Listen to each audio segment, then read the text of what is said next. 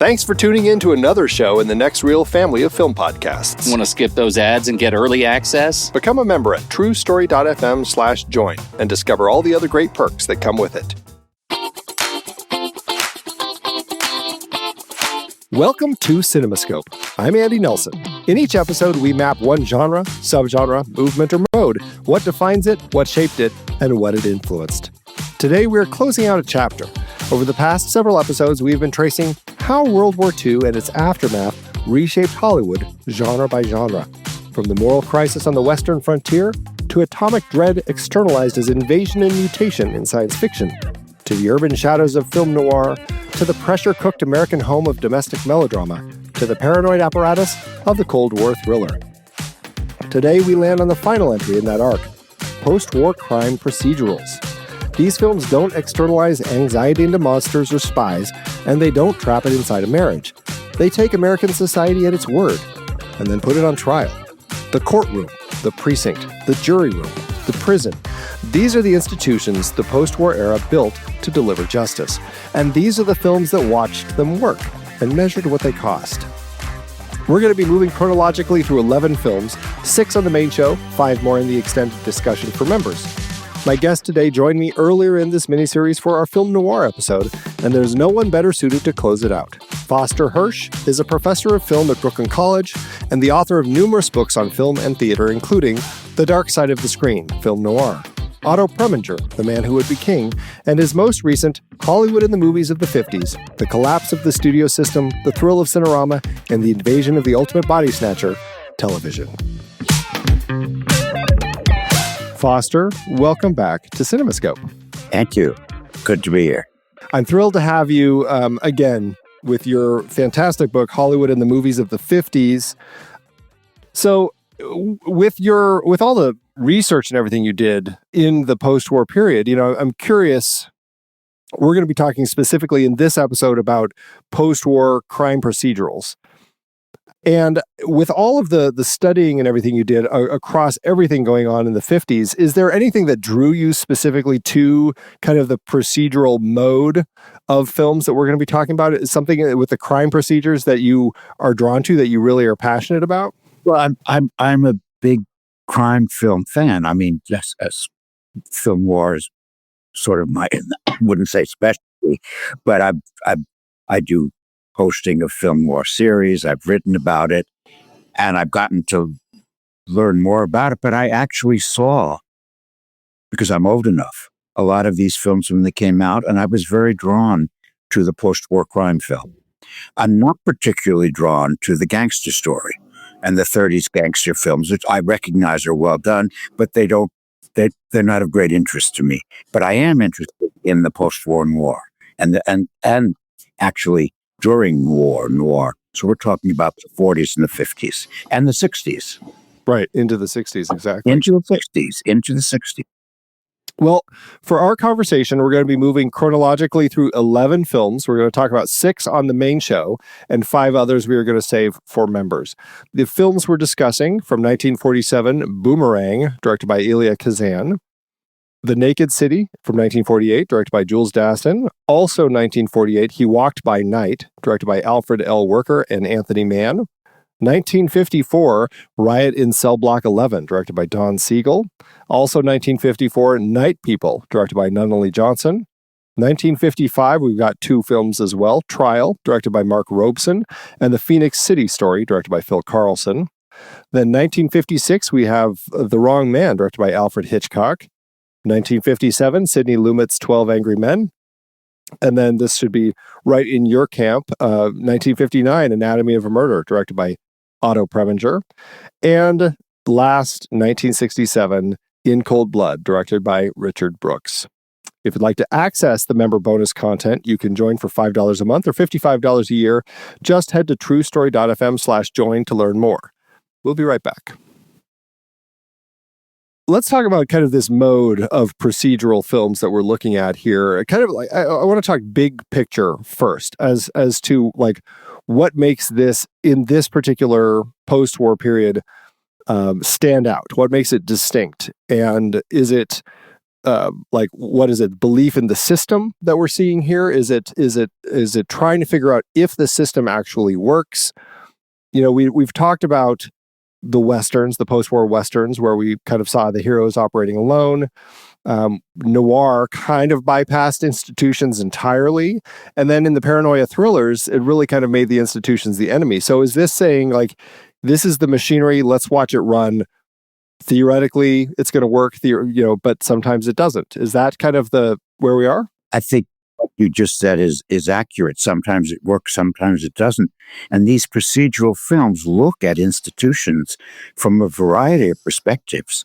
Some supportive, yes, in the end the system works. Others questioning whether the system works, or in fact showing how it can be undermined or challenged. So it's not one response or point of view, it's a variety of points of view.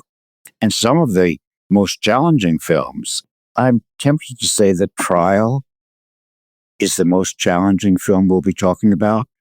And there are real questions there about the integrity of the system and how it can work with so much. That's a fascinating mid-50s film. Not the most successful film artistically on our list, maybe the least, but the most challenging. Yeah. Challenging. There's a lot to talk about with that one in particular. Oh, there's so much going on in that film. I saw all the films again, Andy, to prepare for our talk. So they're all fresh in my mind. And I have to say, that Trial was the most problematic and the most challenging. And if I may jump ahead, the best is actually In Cold Blood, which I think is a masterpiece. Having never seen it before, I'd only read the book. I was blown away completely by that, the way that Richard Brooks put it. It's an extraordinary film by the very underrated Richard Brooks. Yeah. But we'll get to that. Yeah, we'll get to that. But it is a stunning piece of filmmaking for sure. So we're at this post-war period in America. Part of it is like, I don't know. I guess the question is, are they trying to show confidence in the institutions? Because like, this is people coming back from the war. They're trying to give like kind of a very, as we'll talk about for sure, a very documentary sense of how things worked. Very documentary to the point where we're looking at the opening of Phoenix City Story. It literally is a documentary for like the first 15 minutes of the actual film. Is that part of it, just like trying to make it as real and authentic as possible?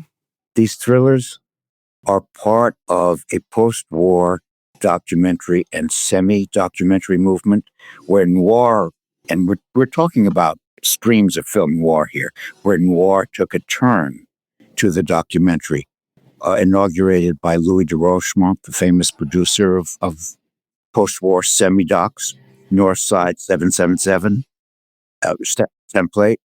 And these films participate in that. They're also influenced in their quotes documentary authenticity by post-war Italian neorealism, which had an enormous influence on American filmmaking in the post-war period, more than I think most people realize.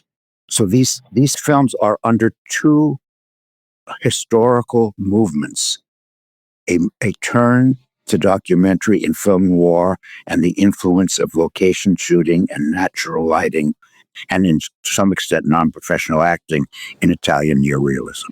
Interesting. Yeah. And especially with soldiers having come back from Europe, certainly you could see that they had probably seen some of that neorealism over there and recognized that as something that was in the storytelling that they had been looking at. It was absolutely in the storytelling, and it's often overlooked that in the post-war period, American films went in two directions: the great spectaculars and color and widescreen, but also small-scale documentary, quotes, realism, because realism is always qualified in movies, realism. So it's two different strains. What we're talking about in this list of films is the neorealist semi-documentary strain, which applies to each of the films that we're going to be talking about. They all have a documentary cast to them, wouldn't you say? Absolutely. Every one of them. Every single one of them. Every single one of them. Is there an element, again, we've talked about this in a lot of these episodes. This is definitely the period of the Hays Code and the way that filmmakers were required to kind of like show things a certain way, very much kind of communist sentiment running through things. Is there also an edge of like an ideological push for these, kind of a statement of faith in the institutions? Is that something that, because I mean, I know we definitely see the dark side of institutions, but I think a lot of it is like the ideal of what we're striving for. Well, I think the Hays Code, which handed down a very strict doctrine, crime does not and must not pay. Yeah.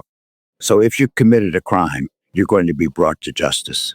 And so the institutions that the film presents are elements of the state that bring wrongdoers to justice. So under the Hays Code, the criminal could not get away with it. After the Hays Code was lifted, it becomes a different story in the late 60s. And it opens up the film to a much more complicated moral designation, much more complicated. But in this period, we're talking about crime could not pay. But some filmmakers very cleverly outwitted that. And very, very prominently, our friend Otto Preminger in Anatomy of a Murder. I was going to say, that's a great example. Yeah. Otto Preminger was a great foe of the Hays Code and the Production Code, and he was instrumental in knocking it down with Man with the Golden Arm and Moon is Blue in particular, but also with Anatomy of a Murder. Yeah, yeah. Let's use the Hays Code. I mean, it's a good opportunity to kind of look at the origins of these post-war crime procedurals in general, because, and you already brought up the gangster films, how it's not something that you're as much a fan of, but it seems like there's definitely an element of the gangster film that led to where we are now. Likewise, wartime, there was plenty of documentary filmmakers making projects there, prominent Hollywood filmmakers going over and making documentaries. Yes, some of the greatest filmmakers made World War II documentaries. Exactly. John Huston's World War II films are extraordinary. Yeah, right. Extraordinary, and he was not the only one. Right, there were a number of them.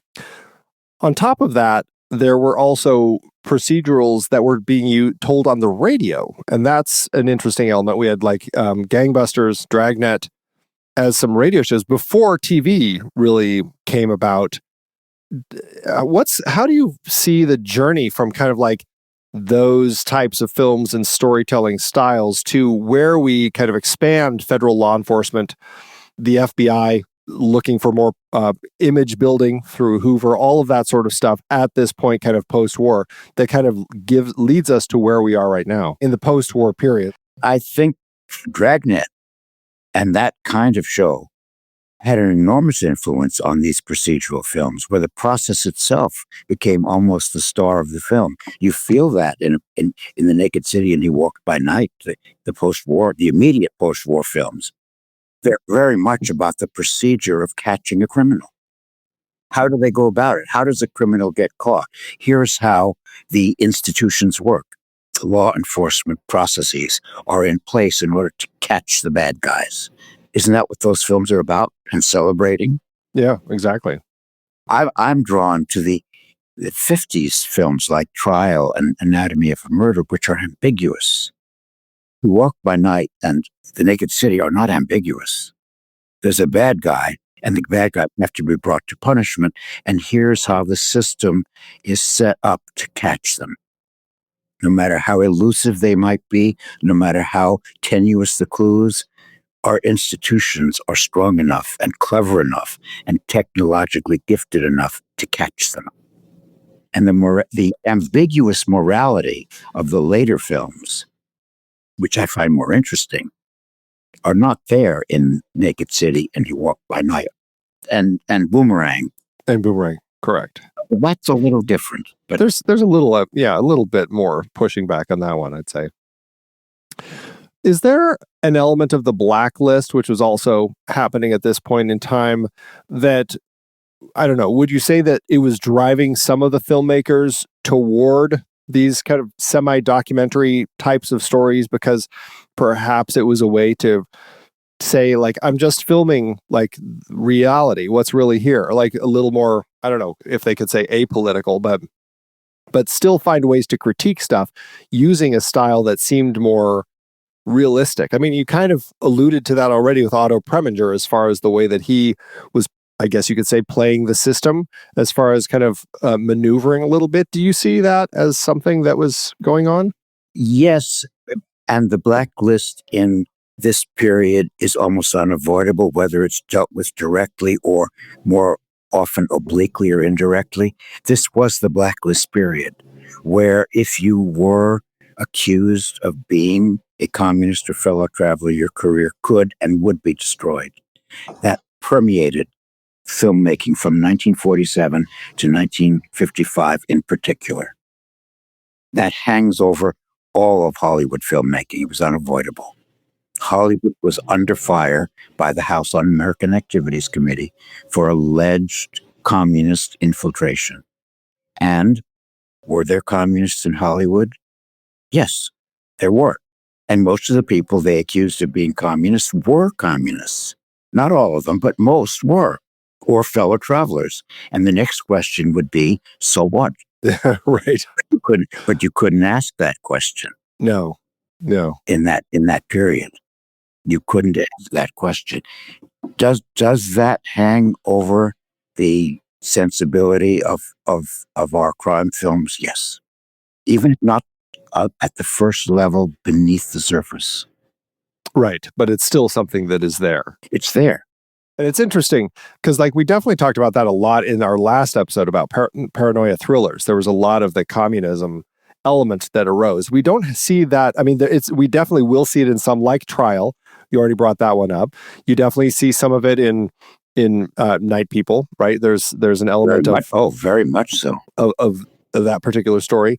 But in so many ways, these stories are more about just crime and the procedure of trying to stop them. And so it is interesting when the blacklist and when the communist elements do weave into them.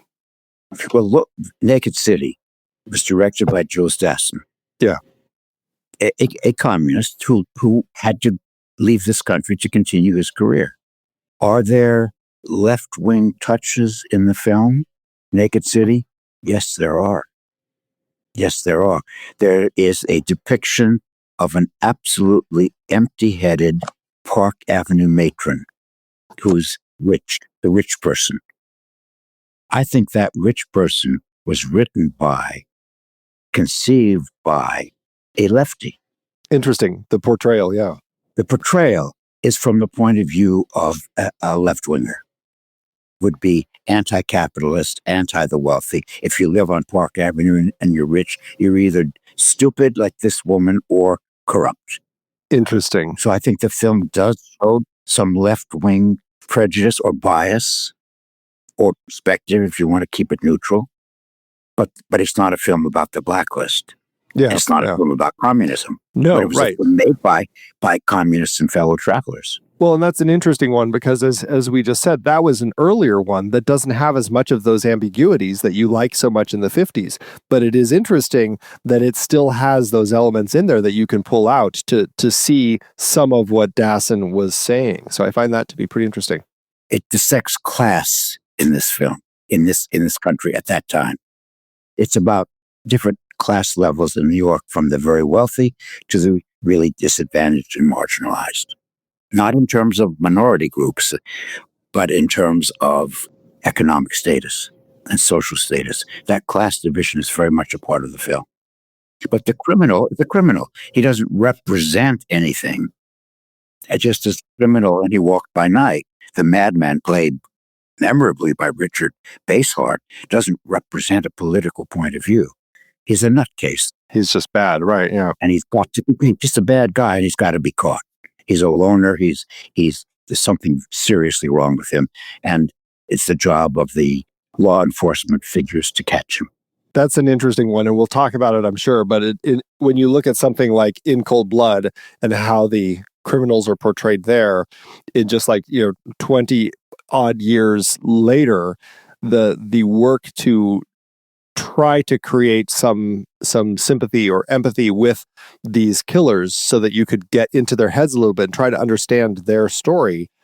And it hints at that in He Walked by Night. Like, we're getting a sense, okay, there's some psychological damage this guy has, but it's not something that they explore at all. It's like not something they were interested in at that point in time, but they are later. Not at that point in time. Whatever values you're talking about possible audience understanding or empathy comes largely from the presence of the actor, but it is not something that's written into the script, or is this an essential element of In Cold Blood, is to try to understand these characters who would at first glance be simply beyond the normal, but why and how? But they don't care about that in You Walk by Night. He's a nutcase. Not at all. He's got to be caught. He's got to be stopped. That's what the whole point is. He's pathological. Do we know why? Not really. Do we care? Not really. There's some slight attempt to understand him, but very slight. It's not, as you say, it's not the film's focus. That's not what we're looking at. Well, I always like talking about kind of where this fits in the cinematic family tree and like what makes it distinct from other styles that we'll say are adjacent, or as you said when we talked about film noir, that have stains of it, right? Like I definitely would say that you can see film noir stains through a lot of these post-war crime procedurals. Just about every one of them, really. Yeah, exactly. There's also crime thrillers. You can look at social problem films and you can see how some of that is kind of weaves its way into here. And then even courtroom drama, if you look at that as its own category or kind of subgenre, you can see how it kind of falls into this as well. Likewise, like some other things, we talked about the semi-documentary elements, stories about the wrong man. I think that's always a fun one. And then prison stories. That certainly would become a whole other genre or subgenre down the road as far as prison pictures, often B pictures, but it's interesting to see kind of how they're getting started at this point. And then by the time we're looking at In Cold Blood, you're certainly getting to a point where it's more investigative realism and seeing where that goes. Do you see other things kind of that are threading into these post-war crime procedurals that like other genres or subgenres? Well, I see, for instance, You Walk by Night, which you mentioned two directors, Alfred Werker and Anthony Mann. I think it's been pretty established that Anthony Mann was the dominant director. He's the main one. It has his touch, his film noir touch. The extraordinary thing about He Walked by Night, overriding everything we've said about procedural, is the cinematography by John Alton. Truly. Which is extraordinary. There are dozens of shots in that film that could be extracted from the film and shown in a photo show at a museum. Museum quality chiaroscuro images of high contrast between light and shadow. That film is an example of Hollywood's version of German expressionism. Interesting that we talked about neorealism, Italian neorealism, in He Walked by Night. There are two visual streams that go into the making of that film. The procedural elements of the film, which are often very documentary-like and neorealist. And then when we are with the maniac, the main character, and his world is depicted in sharp contrast between light and dark, with virtuoso compositions of light and shadow. Part German expressionism, part Italian neorealism, part semi-documentary, but part highly stylized post-war film noir thriller. The film is schizophrenic visually. Well, and John Alton handles it well. He's able to kind of like do that dance between all of it. And, I liked that we also ended that story. We'll get to it, but ending it in the sewers, and another of these great films from this period, similar to The Third Man, where we end up shooting some beautiful chase sequence in the sewers. And I liked that quite a bit. And to go to another genre, do you know the 1954 thriller Them, about the giant ants? Oh, yes. Which yes. ends in the sewers under the Los Angeles River. Right, yeah. And same virtuoso compositions of tunnels receding into the distance. Some of those tunnel shots in He Walked by Night are absolutely thrilling visually. I mean, they're so great. You're almost thrown out of the film and the story, and you see the mastery of Alden's artistry. Yeah, Alden, just beautiful photography, and I think truly was a great noir photographer. Also, it works well in these stories. So I'm glad you pointed him out there.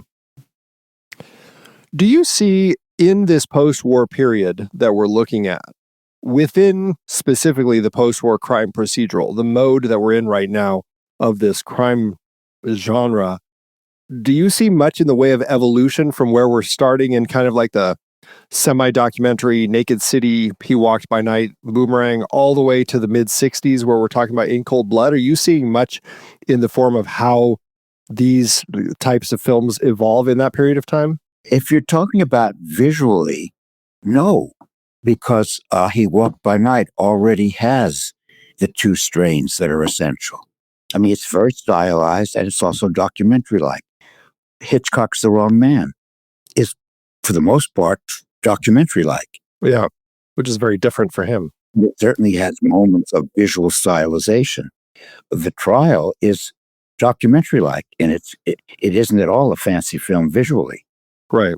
It's very procedural-oriented about how do you conduct this kind of a trial, this kind of a court case. Anatomy of a Murder is wonderfully objective and detached visually, as Otto Preminger often was, although he could certainly do the film noir styling, but it doesn't at all look like a typical film noir. It looks like the post-war semi-documentary. Yeah, right. In Cold Blood has the two strains that we've talked about in He Walked by Night. Yeah, right. A little seeing both sides. Conrad Hall's magnificent cinematography. I think he won the Oscar for it. So I believe he did. It's magnificent, but it has both the location shooting, which makes a big difference as it does right from the beginning with The Naked City, which has some of the best, to this day, some of the best on-location New York City filming ever. Oh, yeah. The whole climax is just a stunning one to watch still. I mean, it's just incredibly put together. But not film noir style documentary. Yeah, right, exactly. Even then, at that point, it still is more of a documentary style. Anything else as far as its evolution? Are we seeing it evolve over this period of time? I mean, I know we kind of start talking about some courtroom films and stuff like that, but I don't know. I guess I'm not sure if, like, when TV starts coming in, does it start creating some of the shift in what we're looking at in the post-war crime films? Do you get any sense of that? I'm not sure I agree with the shift. I think the template is set in a film like He Walked by Night. So it stays pretty solid through this entire period. Yeah, I think it stays pretty solid. Anatomy of a Murder doesn't have visual stylization. It's very detached and objective, as it should be for telling that story of following a case from almost beginning to end. In Cold Blood has the mixture of styles. Right. But I don't see that as an evolution. I see that as a brilliant articulation of what was already established in 1947-48. Yeah, right. So I'm resisting a little bit. No, Tracing evolution. I'm not sure I agree. No, well, I'm not saying there is one. I'm just curious, like, if there's anything that changes over the course of this, or if it does stay pretty consistent across. I think it stayed pretty consistent. What changes is infusion of politics and blacklist and the communist threat, the Red Scare, so to speak. Well, and the ambiguity that you like so much, obviously. And the moral ambiguity and a franker sexual content. In Cold Blood has language that you wouldn't have heard in the 40s. For instance, there's that kind of evolution. Gotcha. Right. All right. Well, before we get into the films, a quick note: the conversation you are hearing today is the public episode. 6 films, a full exploration of this style. But Foster and I actually discussed 11 films total. The 5 you won't hear today: Boomerang, Riot in Cell Block 11, Night People, Trial, and the Phoenix City Story, are part of the extended member discussion. If you want access to that and to every other member episode, you can join for $5 a month or $55 a year at TruStory.fm/join. Check it out. We'll be right back. Let's start digging into the movies. Let's jump into The Naked City, Jules Dassin's film from 1948. This, in many ways, is the foundational post-war crime procedural. Boomerang definitely had a lot of these elements, but this film really seemed to establish the mode's visual language, the structural template, and even the kind of the fundamental claim that the real machinery of urban policing is inherently dramatic. It's something that we actually want to kind of watch and stuff. The story of this one is a young woman who's found murdered in her Manhattan apartment. Detective Lieutenant Dan Muldoon leads the investigation through the actual streets of New York, interviewing witnesses, following leads, building a case through patient, methodical police work, until the killer is finally cornered on the Williamsburg Bridge. Again, location shooting, very much documentary style. We start and end the film and have it throughout of producer Mark Hellinger narrating and telling us, giving us this voice that feels like some sense of authority, right? I mean, that's really emphasized with this film. Absolutely. And with a sort of New York tinged accent of New York of that period. So he sounds like a real reporter, the voice of a contemporary authority figure. And even as you're recounting the summary, the film has no moral ambiguity. No.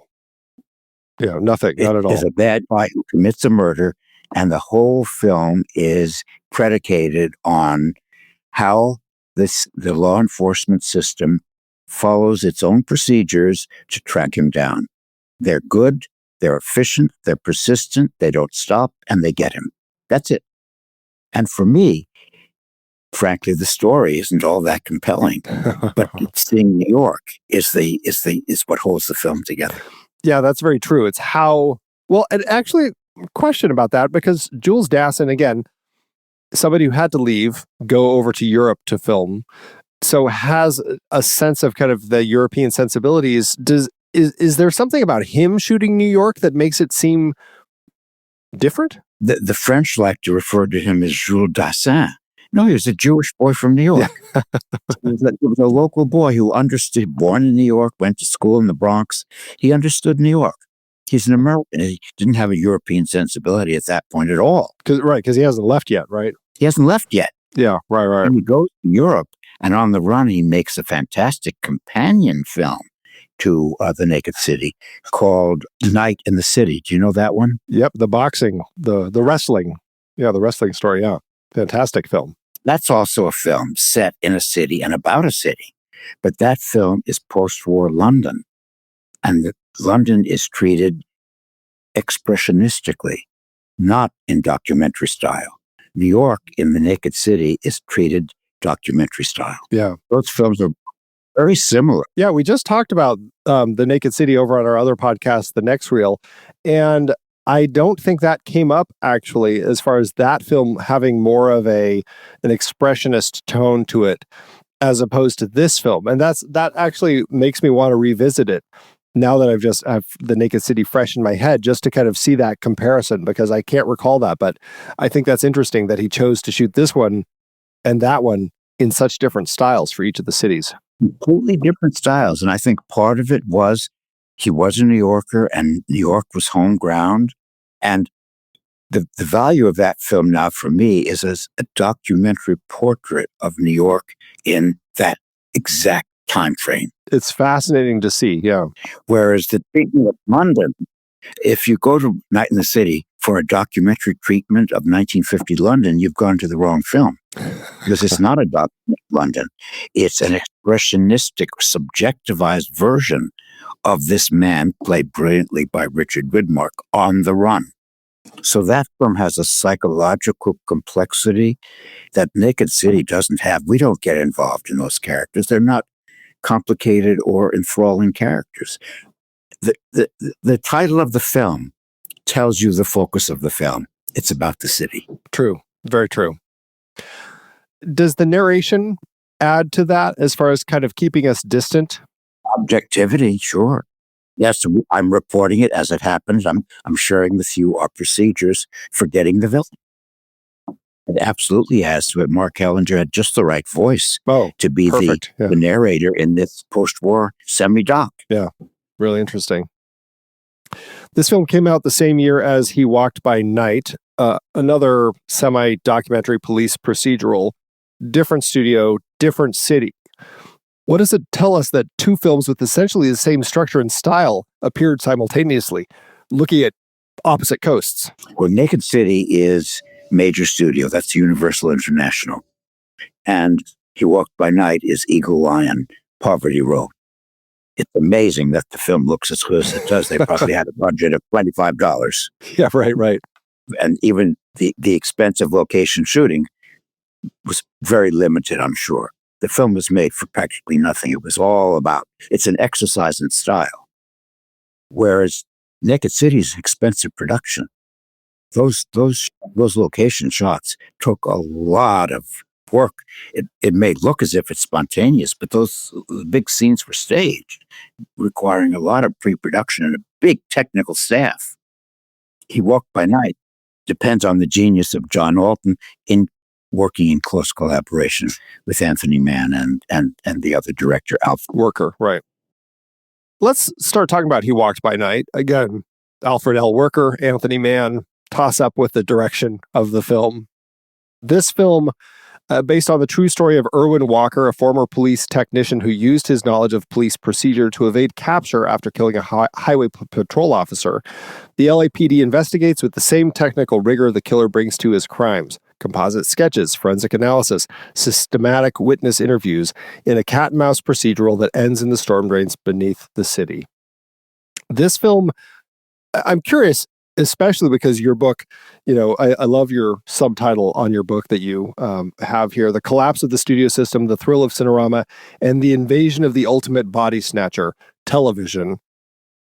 This film, my understanding is that really kind of spawned Dragnet as far as like taking the police procedural and shifting it into that, taking that tradition of what would be a police procedural and delivering it to mass audiences on TV.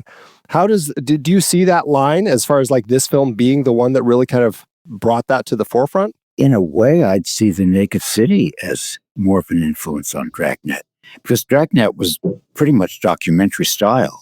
Yeah.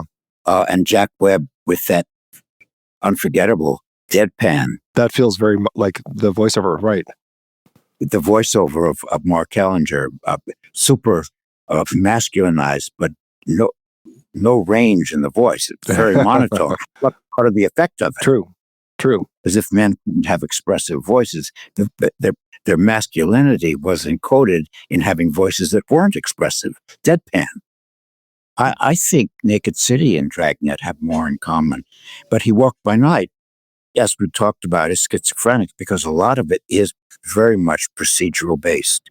And the investigative agents in He Walked by Night really don't have any personality at all, as is often the case. Yeah. I guess from what I read, Jack Webb actually met the tech advisor during production of this film, and that kind of that conversation that he had with the technical advisor inspired him to kind of create the radio show, which then turned into the TV show. So I guess that's the thread that I was talking about. But you're right, in the scope of He's literally in the film, after all. Jack Webb is in this film. He plays Lee Whitey. Yeah.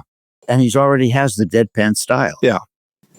He's very much secondary in the investigative team, but he's there. And if you know you're Jack Webb, you spot him immediately, and he's already Jack Webb, which means very little expression in the face or the voice. But that was his calling card. Very little expression. It worked for him at that time.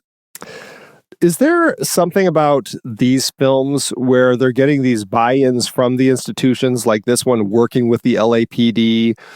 Does that compromise the objectivity in any way, or is the authenticity that it produces worth the cost?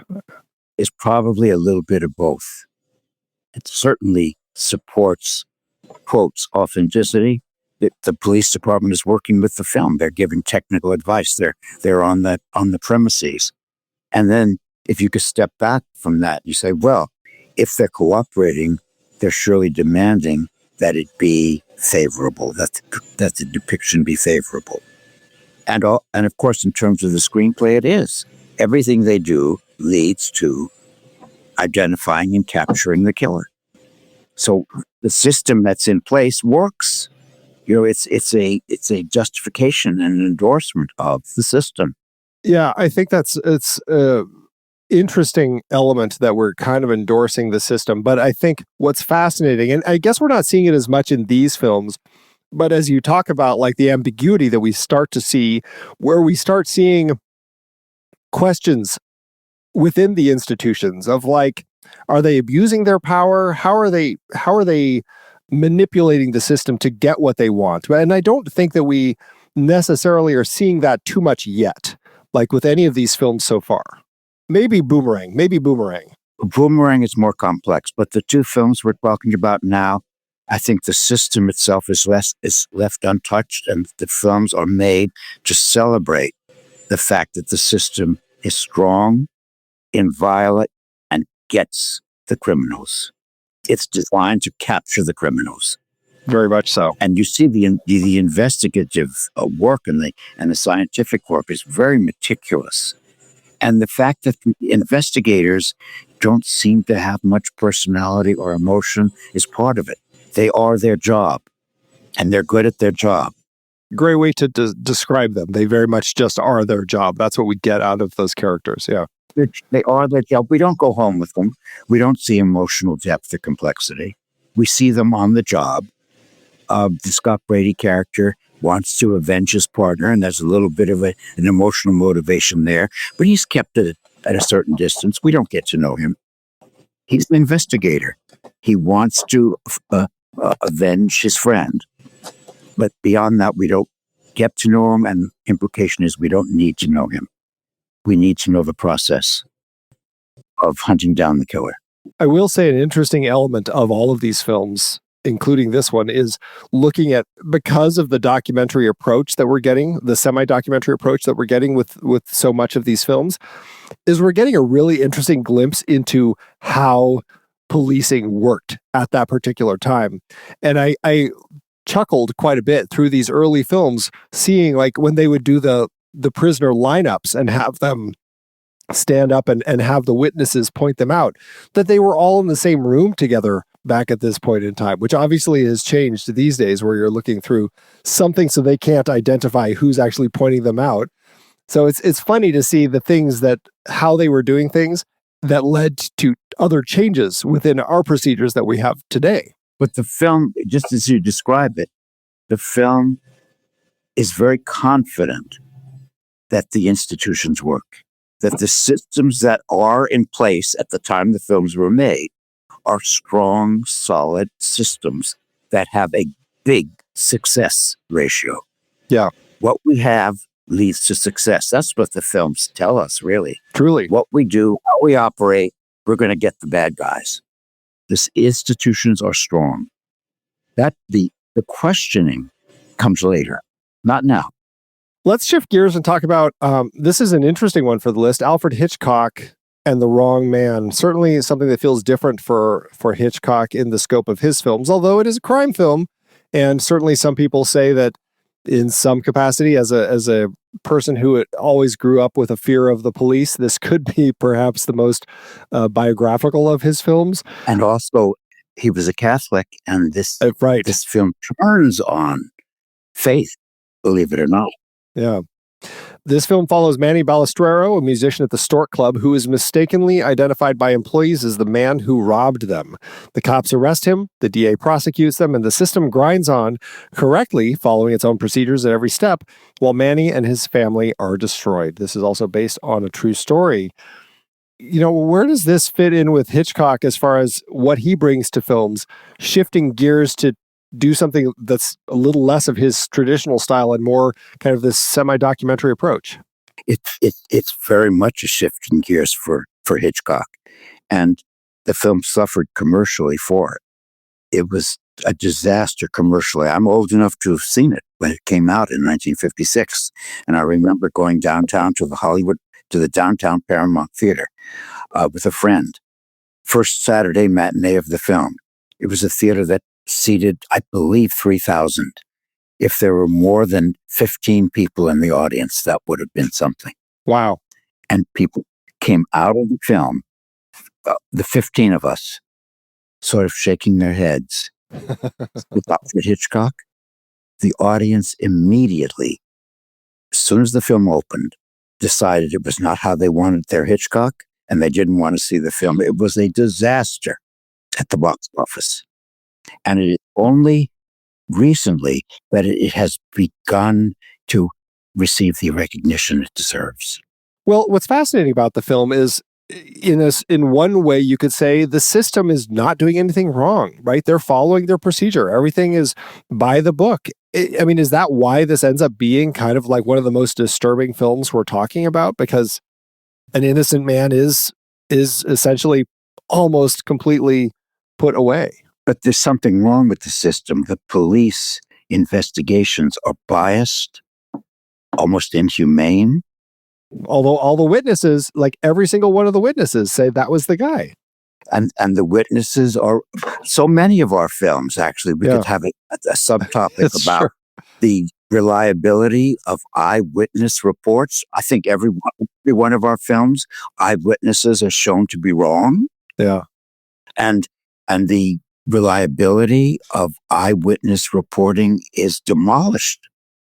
Correct me if I'm wrong, in every one of the films? Yeah, if not every one of them, quite a lot of them, for sure. Quite a lot. I mean, it almost the reversal hinges on a clever lawyer exposing eyewitnesses as being mistaken. Yeah, true. 12 Angry Men, for instance. Very much the case, yeah, very much. Essential to 12 Angry Men. Yep, yeah. Essential to Boomerang. Yeah. Well, I find it interesting, but I wonder, like, what is Hitch saying as far as, like, when we get to the end of the film? Because you're right, Catholicism, the act of prayer, all of that kind of comes in as a moment here. The real Manny is vindicated, but his wife isn't. She ends up, in an institution because she's taken this so personally, she kind of breaks. Does the film kind of earn its resolution? Yes. Yes, it does. You mean the happy ending? Yeah, mostly happy ending, right?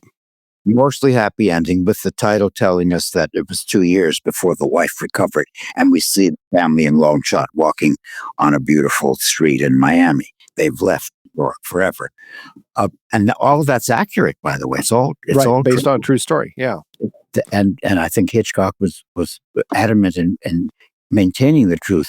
But I think what you said at the beginning, Andy, is essential in terms of placing this as a Hitchcock film. Hitchcock was very open of his distrust of and fear of the police. Right. And this film is very much about the intimidation tactics of the police. The police are the villains in this film. The Manny Ballestero character is innocent, but the police convict him on some very flimsy pretexts. And when he walks out at the beginning of the film, when the character walks out of the Stork Club down the street, and he's framed by two policemen. Do you remember that shot at the beginning? Yep. It's almost physically entrapped by these policemen. That tells us something about that's a preview of coming attractions.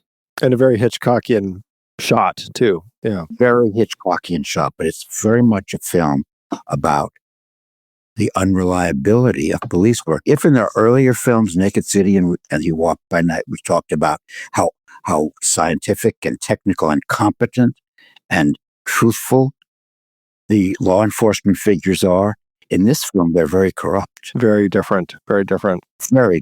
They're very vulnerable. They're the criminals in the way they treat this innocent man. And after all, you could say if the police had any reading of human nature, they'd look at the Henry Fonda character and say he couldn't possibly have done what he's being accused of. And even if he had, doesn't the punishment exceed the crime? What did he do? Yeah, right. He didn't kill somebody. What did he do? It was a holdup for a certain amount of money. Okay, but that doesn't require the kind of incarceration and interrogation that he's given, as if he's a mass murderer. Very different, yeah. Let's follow the Fonda path. Talk about 12 Angry Men, directed by Sidney Lumet. This one, 12 jurors retire to deliberate on the murder case of a teenage boy accused of killing his father. 11 vote guilty immediately, and one, juror number 8, votes not guilty, not because he's certain of innocence, but because he thinks the case deserves examination. The film is the 95 minutes of argument that follow. This is a fascinating single-room film. We're pretty much largely in the jury's deliberation room for the bulk of the thing. It's fascinating because this film has been read as both an endorsement of the American jury system and a critique of it. Do you find one of those readings more persuasive than the other? Or is it open-ended? I don't agree. No, I think it's a fabulous film, but I think it's the most pat of all the films that we've talked about, in the sense that I think it's absolutely an endorsement of the system, unambiguously, with no complexity whatsoever. The system worked. Really? That's how I feel. It only works because of the one guy, though. Like, if he hadn't been there, then the whole thing could have collapsed. But when you've got 12 people, it's very likely you're going to have one who will do what the Henry Fonda character does. I think it's very contrived. It's very set up. It's very easy. It's the least morally challenging and ambiguous, probably, of all the films we're talking about. And it's an extremely well-made film, and I think it's terrific. But I think it's a little simple. It's too easy. Okay. It is pretty easy, but what's interesting is by the end, we still don't know if the defendant is actually innocent. And I think that's what's interesting about the end of the film, is we're left like, is he guilty? How are we reading that? I'll tell you how I read it. That shot of the young man at the beginning of the film, when you see him looking into the camera with those big eyes, and then his image sort of melts away. His image hangs over the entire film. He's innocent. Okay. That kid is innocent, or a victim of circumstance. Yeah. And I think it's very, very manipulative. We see this enormously sympathetic figure with those big, sometimes you see a dog with eyes you can't resist. Yep. Same sort of face. Same sort of face. That's brilliantly cast, but very manipulatively cast. He's innocent. Okay. Well, let's talk about one that's a little more complex. Let's go to Anatomy of a Murder, 1959, Otto Preminger. Very complex. And I mean, you, having written a book about Otto Preminger, this is one that you certainly will have a lot of thoughts regarding this film. In this film, we follow a rural Michigan lawyer who takes on the defense of an army lieutenant charged with murdering a bar owner who may have raped his wife. The case turns on legal definitions, irresistible impulse as a defense for temporary insanity, and on the competing performances of lawyer, client, and witnesses in a courtroom where the truth is always, at least partly, a construction. This is such a fascinating film. And again, going to the last one, is Preminger actually interested in whether justice is served or in just the mechanics of the system itself? Preminger was, by training, a lawyer. Oh, really? I didn't know that. His father was a very prominent lawyer in Vienna. Huh. He went to law school in Vienna and got a law degree. Okay. And was always very interested in American jurisprudence. Fascinating. He loved our system of trial by jury. He loved it. And the Arthur O'Connell character, Arthur O'Connell, quite justifiably was Oscar nominated for that glorious supporting performance. In that speech near the end, which is, I think, the finest moment in all of Otto Preminger's work, he says, in effect, he makes a tribute to the American system of trial by jury. Most of the time, he says, you bring 12 strangers together. Not most. You bring 12 strangers together, and most of the time, they make the right decision. Yeah. Film is about belief in the system, and the system is strong enough and sturdy enough and resilient enough to withstand and overcome, even as in the case of this film, a decision that's wrong. I think the Ben Gazzara character is guilty. Yeah. He's a slimy, sleazy character. I knew Ben Gazzara. I interviewed him a number of times, and I said, every time I see you, I always think you should be arrested because you got away with a murder. And he laughed. He knew what I meant. Yeah. Right. Right. He got away with murder, but the system is strong enough to withstand a case where justice perhaps is not served. Yeah. Right. You agree with that? You think that character is guilty? Oh, I absolutely think he's guilty. Yeah. And get away with it. And I think Jimmy Stewart is, fairly, I don't know, I guess maybe it's controversial for Jimmy Stewart playing a character who is so cynical and self-serving, like his whole thing about like how he's pitching him to don't say it like that, talk about like this. Like, I'm like, wow, he is really playing the sleazy lawyer here. I kind of enjoyed seeing that. He's playing the sleazy lawyer, and he's doing more than that. He's putting on an act as a country bumpkin. In other words, he's showing us the James Stewart persona and exposing it as an actor's masquerade. It's just a performance. Yeah. It's just a performance. And he says, trials are won by which lawyer is the better actor. And James Stewart gives a glorious Oscar-nominated performance. He's acting James Stewart, the country bumpkin. It's a performance. And Otto Preminger very much believed that trials are a performance, that lawyers in the courtroom are actors who are playing roles, and the ones who play their roles with the most impact and forcefulness are the ones who win. And the film does say that. Is the system perfect? No. Is it can it be eroded from within? Up to a point. But Otto, who was a very proud, naturalized American citizen. He said we had the best system of justice in the world. And he absolutely believed in the system of trial by jury. And the film is about that, but brilliantly and ambivalently introducing a case where justice is not served, but the system continues anyway. It keeps working. Right. Yeah. Fascinating. Let's talk about our last film on the list. We're jumping all the way to 1967, looking at Richard Brooks' In Cold Blood. Kind of really the capstone of all of this whole series here. The story: on November 15th, 1959, two ex-convicts murdered a Kansas farm family for a small amount of money and a safe that they believed existed, but actually didn't. Truman Capote followed the case for 6 years through investigation, capture, trial, appeals, and execution, and wrote In Cold Blood, the work that effectively invented the true crime literary form. Richard Brooks' adaptation follows the same arc, with Perry Smith and Dick Hickok as human beings, rather than simply as killers. Here we kind of end up with the semi-documentary mode that we've been following, extended into kind of like this literary journalistic approach to the story, which again really paints an interesting portrayal of, particularly of the two, of Perry Smith. We really kind of get into the psychology of him and his history and his past that makes this so much of a darker story, because we're seeing the awful crime that they committed, but we're also getting a sense as to, what led them to this point. And that is extraordinarily powerful. And it would be disingenuous to ignore another layer that the film has acquired, and that is Robert Blake, who plays Perry Smith unforgettably, was very likely involved in a real-life murder case. Yeah, right. Killing or arranging to have his wife killed. Right. He was a real-life criminal, a deeply troubled man.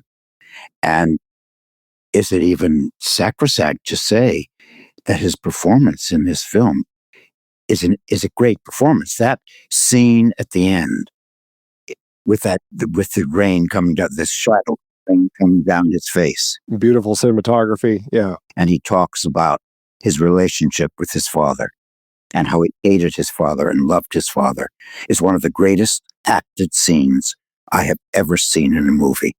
And you can't watch that scene without crying. It's so powerful. It's truly.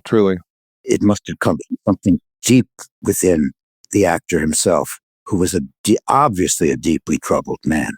Yeah. But who was a brilliant actor. That is a great performance. It's a great performance in a film that is so well structured and put together and edited, just the way that it flows back and forth from the investigators trying to figure out what's going on to the killers as everything kind of builds to that head. And then we jump into the flashback to see actually what happened.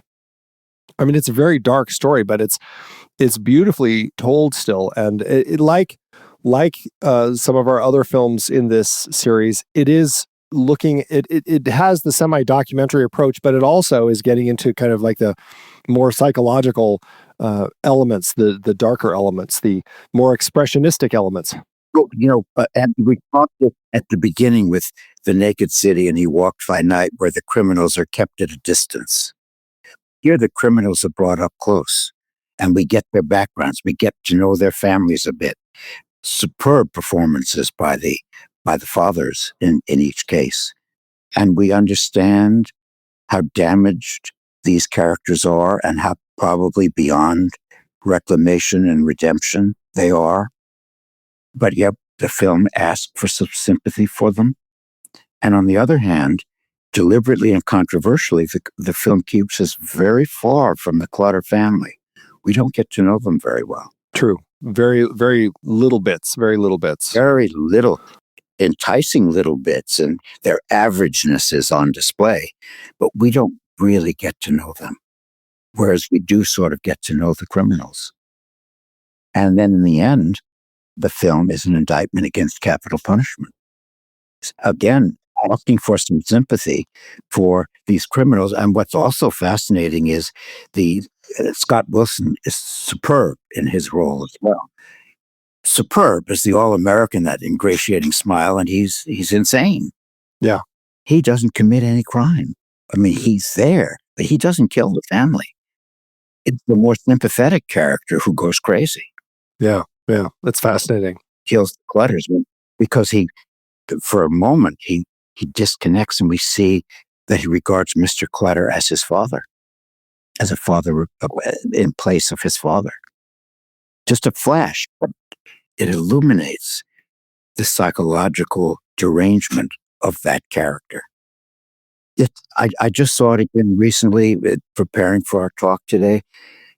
It's an American masterpiece. It does not have the reputation it deserves. It's a stunningly well-made film. I completely agree. It really blew me away, just how perfect of a story it was and how it crafted everything. It's upsetting. It's very upsetting. Very upsetting film. It doesn't give you the happy ending and resolve things.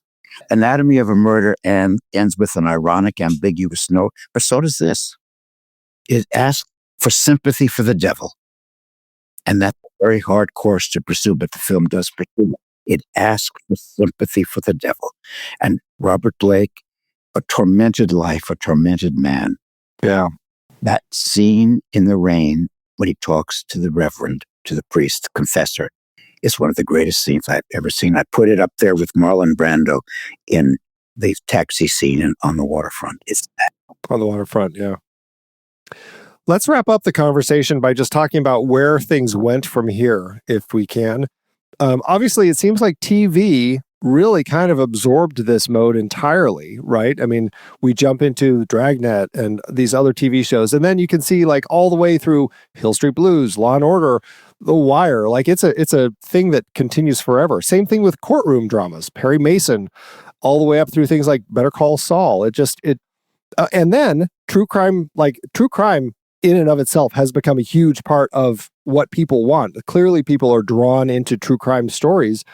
The podcasting industry was taken over by true crime with Serial and other shows. And it really kind of like everything has shifted into like this element of people wanting more of these sorts of things that feel semi-documentary, investigation discovery, a whole channel about that. Dateline, 48 Hours. But notice, Andy, you're not talking about movies.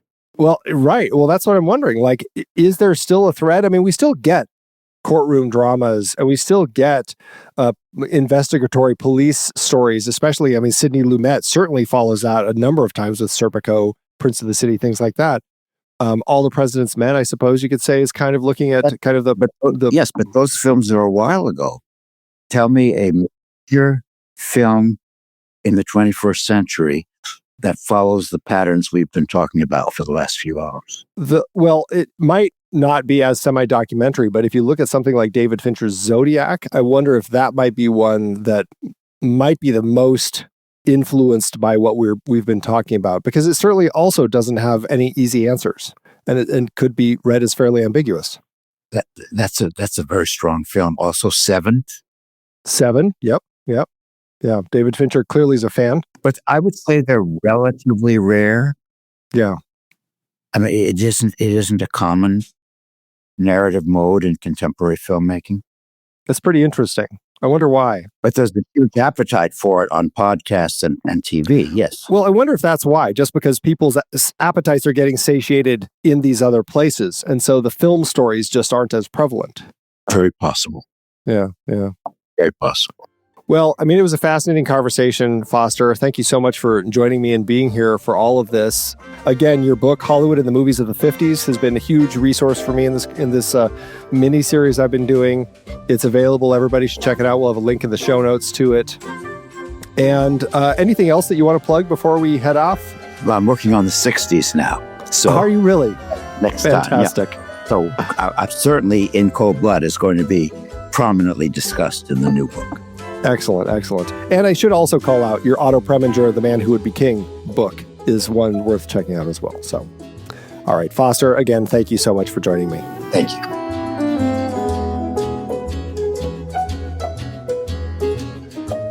That is a wrap on our post-war miniseries. 6 episodes, 6 genres and modes, and the full arc of how one war reshaped what Hollywood could imagine, fear, and say. It has been one of the most rewarding creative runs that I've done on CinemaScope, and none of it would have been possible without the guests who brought their expertise to each conversation. I don't have a next episode date yet. I'm going to be taking a break after this run, and will surface when I'm ready. Please stay subscribed.